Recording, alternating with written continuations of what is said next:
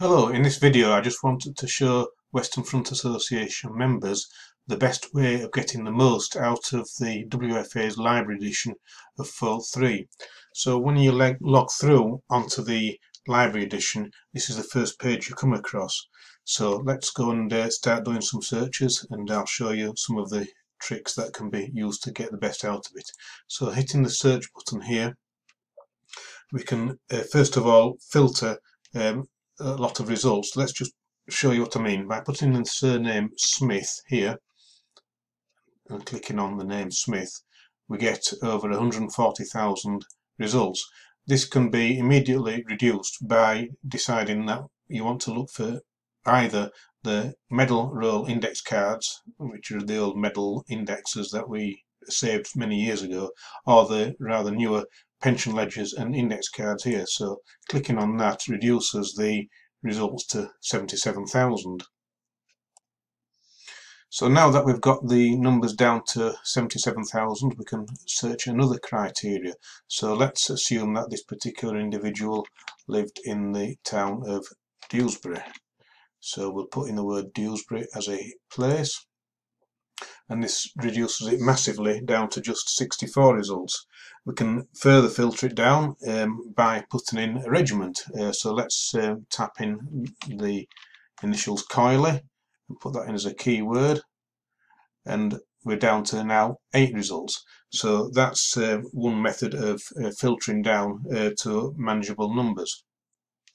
Right, let's do another example here. So we'll still stick with Smith, and we'll assume that we might know his regimental number. Now there's a couple of methods here which will give different results. So at this stage we're here with Smith with 77,000 results on the pension record, ledgers and cards. So let's pretend that his regimental number is 1234. So we'll put that in as a keyword, and we get 11 results here. Not all of these, however, are regimental numbers. Some, for instance, this is the number on the ledger. So knowing that we've got 11 results here, let's just change the criteria and filter it another way by using the filter button here and going to military and going to service number and put 1234 there, and we've got just 8 results this time. Right, let's do another type of search now. So what we're going to have a look at is, let's knock out Smith and the number. We'll have a look at a place. Let's assume that we want to find out about the men from the place of Elgin in Scotland. So let's just type in Elgin as a place, and we get over 1,000 results. But there is another method of doing this, so I'm just going to knock out Elgin as a place here and use this particular button on the left hand side, add a place, which you can see enables us to search the different places. So let's just do this, Elgin, do that, and we're down to 487 results. So there's a way of, or there's two ways of interrogating the system using a place. You might want to narrow it down using this one, or keep it broader using the first method. Either clearly gives us different sets of results. Right, let's now do something slightly different, again using the place as a search criteria, because I suspect that's going to be quite a popular method of interrogating this. So Thornhill,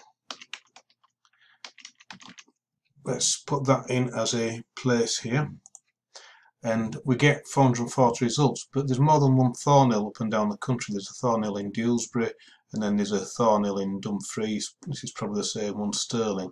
So let's try and reduce the 440 results here. So knowing that there's a Thornhill in Dumfries, perhaps that's what we're looking for.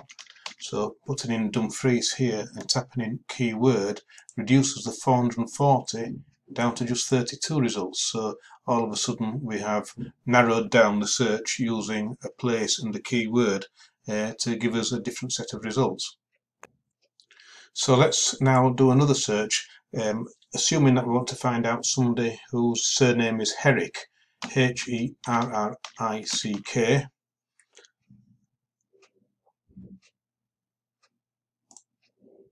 We get 72 results of people of that name. However, what happens if we're not too certain about the spelling, or if there's some doubt about how it might be presented on a war memorial, for instance? So instead of those 72 results for Herrick there, let's try H star, which is a wildcard, RRICK